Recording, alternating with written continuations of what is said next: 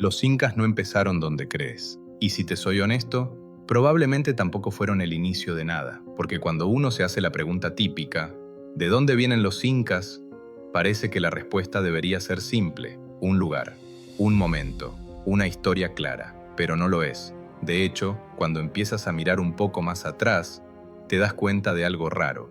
Antes de los incas ya había ciudades, ya había caminos, ya había formas de organizar territorios completos.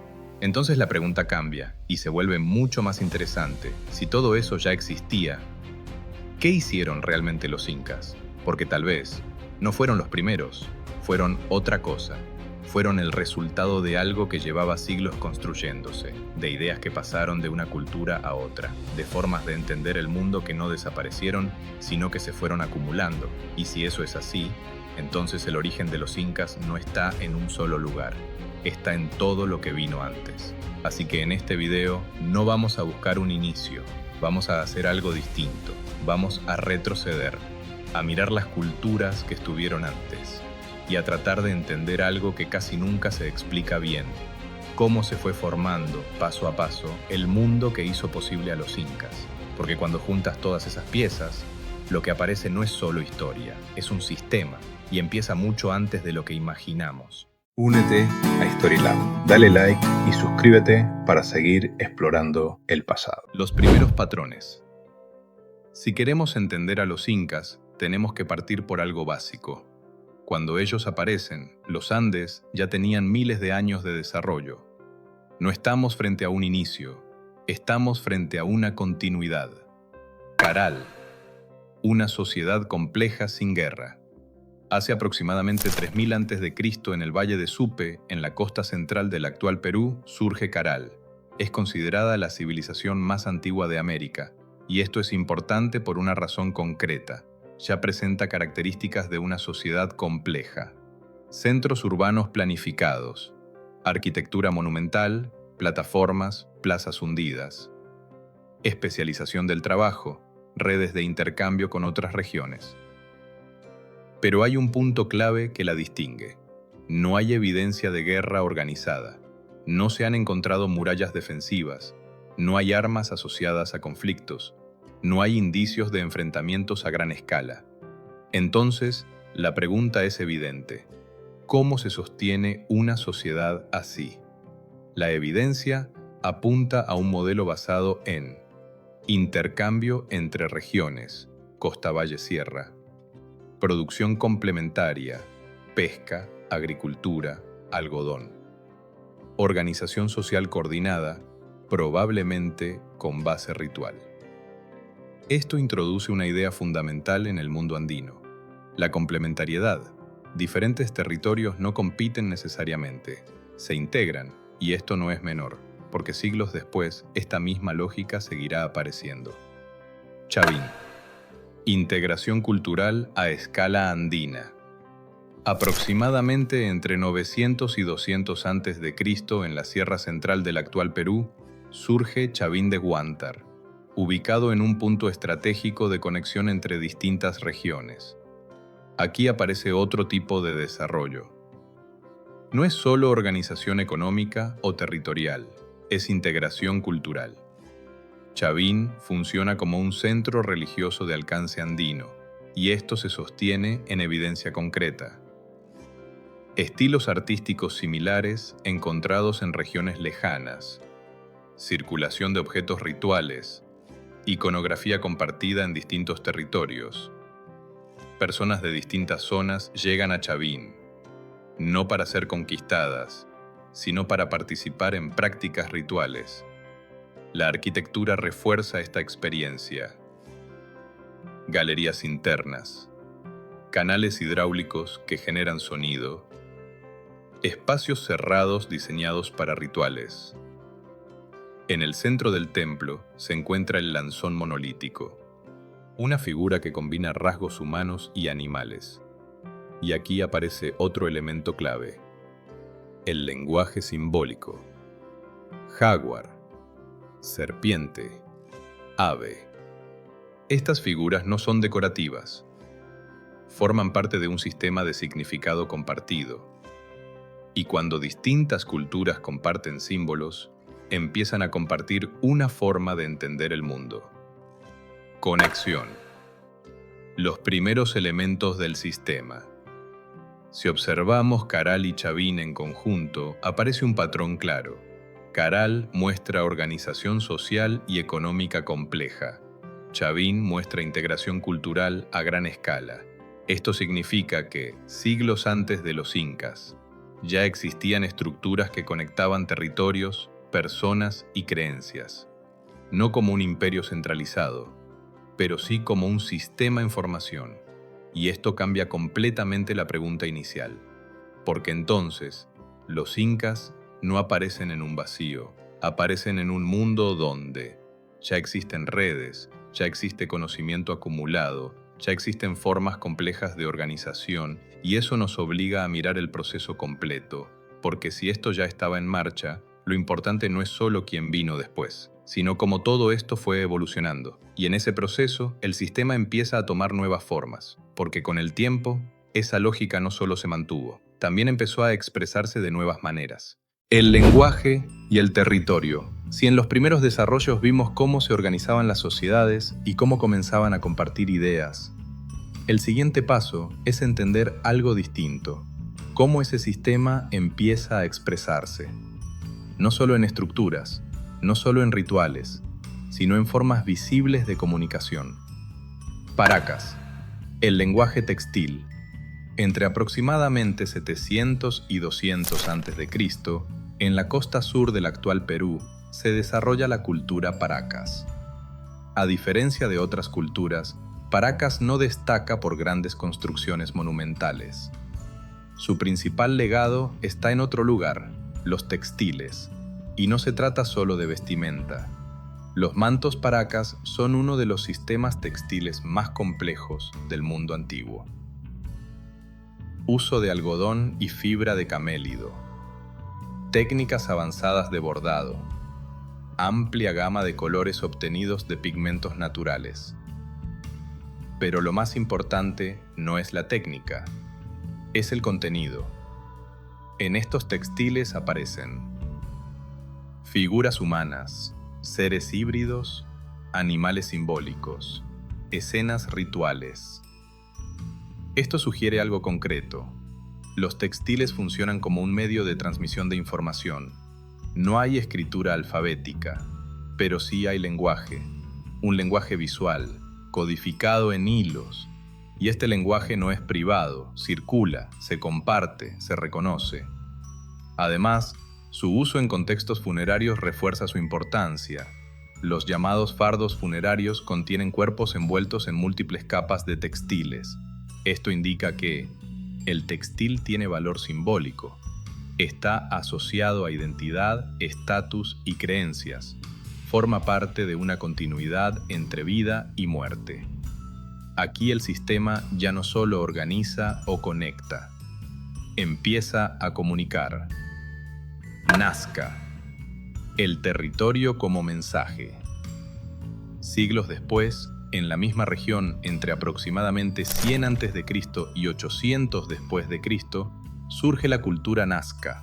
Nazca hereda elementos de Paracas, pero los lleva a otra escala. Aquí el lenguaje ya no está en los textiles, está en el paisaje. Las líneas de Nazca son uno de los ejemplos más complejos y enigmáticos del mundo antiguo. Se trata de cientos de figuras trazadas directamente sobre el desierto. Líneas rectas que se extienden por kilómetros, figuras geométricas, representaciones de animales como colibríes, monos y arañas, formas abstractas de gran escala. Estas líneas fueron creadas removiendo la capa superficial de piedras oscuras, dejando expuesta una capa más clara debajo. El resultado, dibujos que solo se aprecian completamente desde gran altura. Esto implica algo fundamental. Fueron diseñadas con una visión que no es la del observador a nivel del suelo. Desde el terreno, muchas de estas figuras no se entienden en su totalidad. Esto ha dado lugar a distintas interpretaciones. Posibles calendarios astronómicos, caminos ceremoniales, marcadores vinculados a fuentes de agua, representaciones rituales. No existe una única explicación aceptada, pero sí hay consenso en varios puntos. Las líneas no son aleatorias, requieren planificación previa, coordinación de grupos humanos, conocimiento preciso del terreno, control de proporciones a gran escala. Esto implica organización social y también intención. No son decorativas, son una forma de comunicación, pero no una comunicación cotidiana. Se trata de una comunicación ritual, vinculada a la relación con el entorno, el clima, el agua, la fertilidad. Esto se vuelve aún más relevante considerando el contexto. Nazca se desarrolla en uno de los desiertos más áridos del planeta.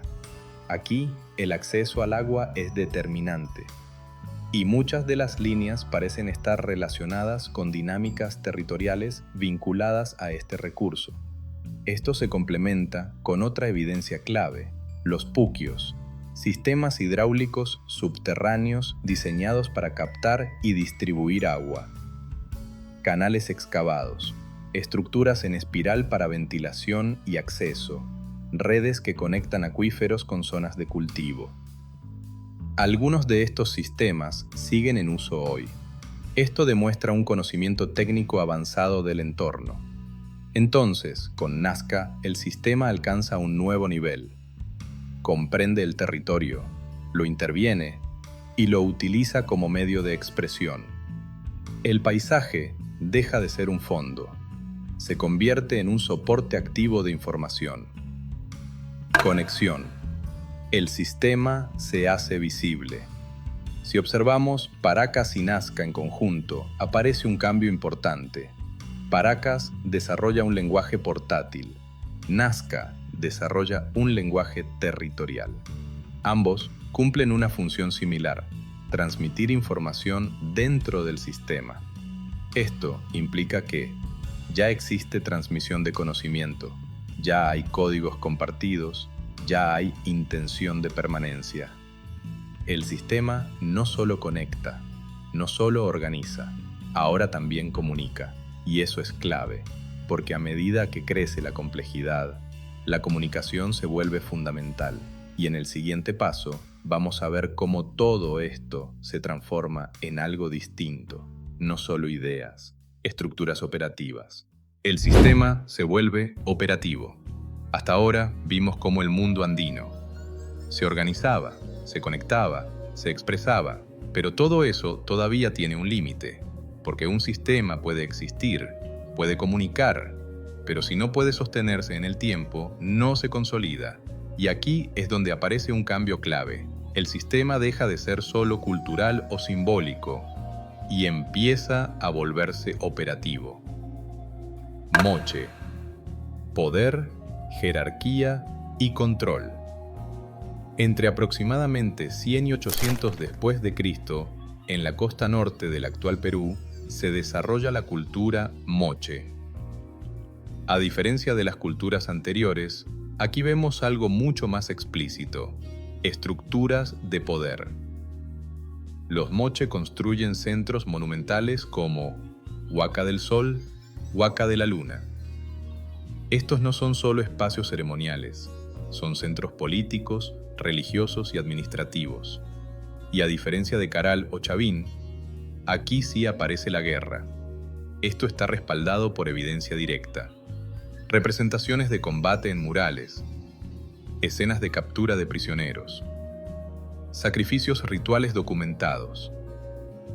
La iconografía moche es especialmente importante, porque funciona como registro visual de su sociedad.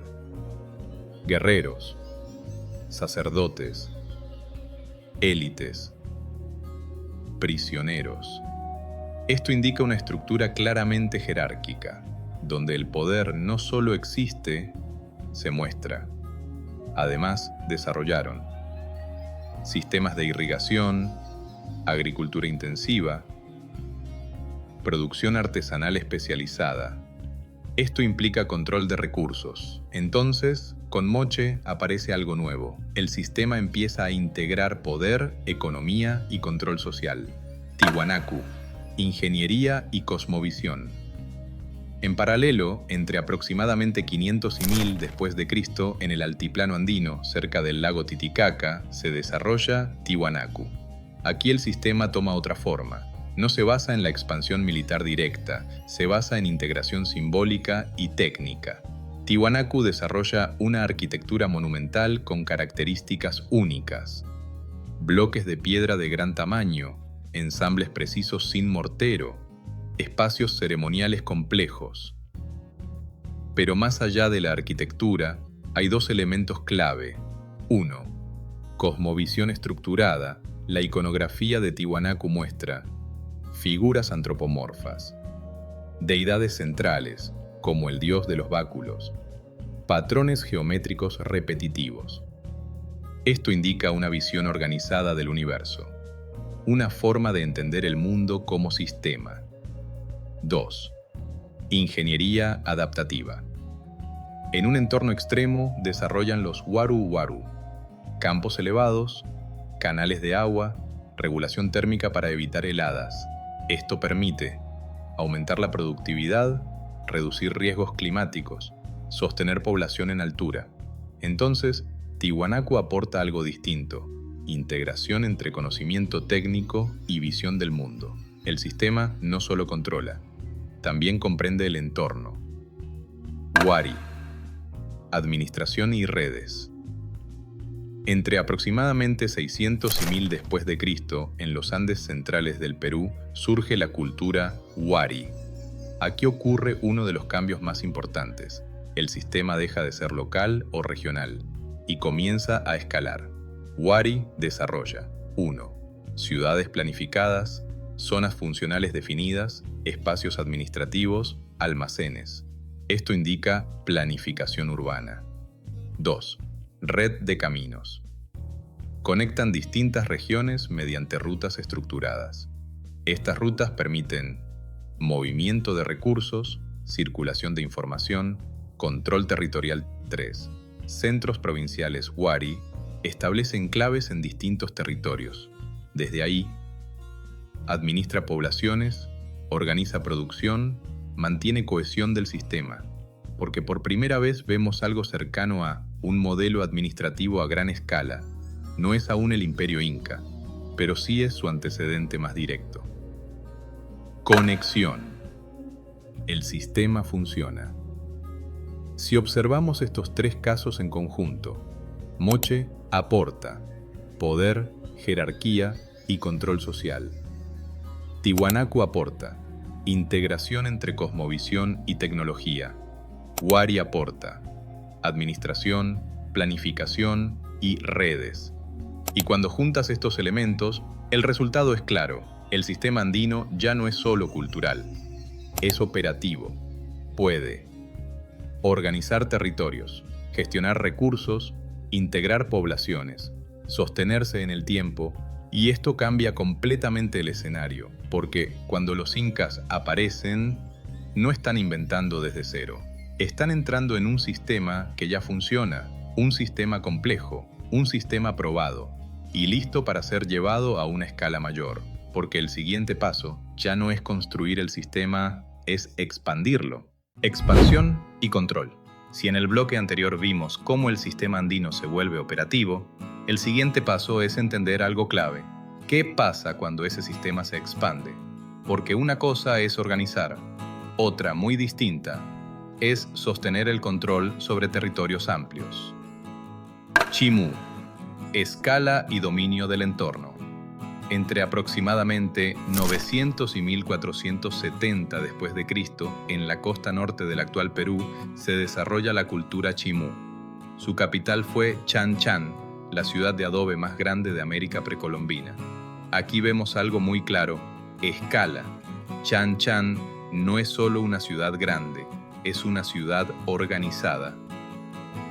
Sectores diferenciados, espacios administrativos, almacenes, áreas residenciales jerarquizadas. Esto refleja una estructura centralizada, donde el poder no solo existe, se gestiona. Además, los Chimú expanden su control a lo largo de gran parte de la costa norte. Esto implica administración de múltiples valles, coordinación de producción, control de poblaciones diversas. Y para sostener esto hay un elemento clave: el agua. En un entorno desértico desarrollan sistemas hidráulicos avanzados, canales de irrigación, conexión entre ríos, expansión de tierras cultivables. Esto permite transformar el desierto en territorio productivo, y eso no es menor, porque implica dominio del entorno, no adaptación. Además, los chimú desarrollan una economía especializada, agricultura intensiva, producción artesanal, metales, textiles, redistribución de recursos. Esto refuerza la idea de un sistema altamente organizado. Pero hay otro punto importante. A diferencia de muchas culturas anteriores, los chimú sí utilizan la expansión militar como herramienta. Esto significa que el sistema ahora incorpora, conquista más administración con conexión. El sistema alcanza su máxima escala pre-inca. Si observamos lo que ocurre con Chimú, el sistema ya es capaz de controlar grandes territorios, gestionar recursos a escala regional, integrar poblaciones bajo una autoridad central. Esto nos muestra algo clave. Antes de los incas, el sistema ya había alcanzado un alto nivel de desarrollo. Ya no estamos hablando de redes iniciales, ni de integración cultural, ni solo de administración. Estamos hablando de control territorial sostenido. Y eso cambia completamente el contexto, porque cuando los incas aparecen, no están creando algo nuevo, están entrando en un escenario donde ya existe organización, ya existe infraestructura, ya existe conocimiento acumulado y eso les permite hacer algo distinto. No empezar, llevar todo esto un paso más allá, porque después de siglos de desarrollo, el sistema ya estaba listo. Listo para ser integrado. Listo para expandirse aún más. Listo para convertirse en imperio. La síntesis final, después de siglos de desarrollo, de organización, conexión, comunicación y control, el mundo andino llega a un punto clave. El sistema ya existe. Ahora falta algo distinto: integrarlo. Los incas, integración y escala. Hacia aproximadamente 1200 después de Cristo, en el Valle del Cusco, en los Andes del actual Perú, surge el grupo que luego sería conocido como los incas. En sus inicios no eran un imperio, eran una sociedad más dentro de un mundo andino ya complejo, pero en pocos siglos lograron algo extraordinario: expandirse y consolidar el sistema a una escala nunca antes vista. El Tahuantinsuyo, o las 4 regiones unidas, llegó a abarcar miles de kilómetros a lo largo de los Andes. Esto fue posible por una combinación de factores. 1. Infraestructura heredada y expandida. Los incas no partieron desde cero. Aprovecharon y ampliaron redes existentes, especialmente los sistemas de caminos. El Capac Ñan conectó montañas, valles, desiertos, selvas, permitiendo el movimiento de personas, recursos, información administración centralizada. El imperio organizó el territorio mediante divisiones regionales, sistemas de redistribución, control del trabajo colectivo. El uso de los quipus permitió registrar información, producción, población, recursos. Esto muestra un sistema administrativo altamente eficiente. 3. Integración cultural. A diferencia de eliminar culturas previas, los incas las incorporaron. Técnicas agrícolas, conocimientos hidráulicos, tradiciones locales. Esto permitió mantener cohesión en un territorio diverso. 4. Relación con el entorno. El sistema inca mantuvo una lógica clave del mundo andino: adaptación y aprovechamiento del entorno. Terrazas agrícolas, manejo de microclimas, uso eficiente de recursos. Esto no era improvisado, era la continuidad de siglos de conocimiento acumulado. Conexión. La síntesis del sistema. Si observamos el proceso completo, Caral aportó organización, Chavín aportó integración cultural, Paracas y Nazca aportaron lenguaje y expresión, Moche aportó poder y jerarquía, Tiwanaku aportó conocimiento técnico y cosmovisión. Wari aportó administración y redes. Chimú aportó escala y control territorial. Los incas no reemplazan todo esto, lo integran y lo llevan a su máxima expresión. El sistema andino, que se había formado durante milenios, encuentra en ellos su punto de mayor desarrollo, lo que realmente significa. Y esto cambia completamente la forma en que entendemos su origen, porque los incas no nacen de la nada, no aparecen como una civilización aislada, son el resultado de un proceso acumulativo, un proceso donde cada cultura dejó algo, conocimiento, estructura, ideas, y todo eso con el tiempo se transformó en algo mayor. Por eso, cuando hablamos del origen de los incas, no estamos hablando de un punto en el tiempo, estamos hablando de un sistema construido lentamente a lo largo de siglos por culturas que nunca estuvieron aisladas y que, sin saberlo, estaban formando algo mucho más grande que ellas mismas. Y quizás, después de todo este recorrido, la idea más importante no es cuándo comenzaron los incas, sino entender que nunca estuvieron solos, que todo lo que construyeron tiene raíces mucho más profundas, raíces que siguen ahí, en el paisaje, en las comunidades, en formas de entender el mundo que no desaparecieron. Porque la historia no siempre se pierde, a veces solo cambia de forma. Y si hay algo que nos deja este recorrido, es que el mundo andino no se construyó en un momento, se construyó en el tiempo. Ahora me gustaría leerte a ti. ¿Qué parte te sorprendió más? ¿Hay alguna de estas culturas que te gustaría que exploremos en profundidad en un próximo video? ¿O algo que crees que podríamos explicar mejor? Tu comentario no solo ayuda al canal, también define hacia dónde seguimos. Y si este video te aportó algo, si te hizo ver la historia desde otra perspectiva, te invito a suscribirte, a dejar tu like y a compartirlo con alguien que también disfrute entender el pasado de otra manera. Y de verdad, gracias a todos los que están llegando, a los que comentan, a los que vuelven video tras video. Este canal crece por ustedes. Nos vemos en el próximo viaje.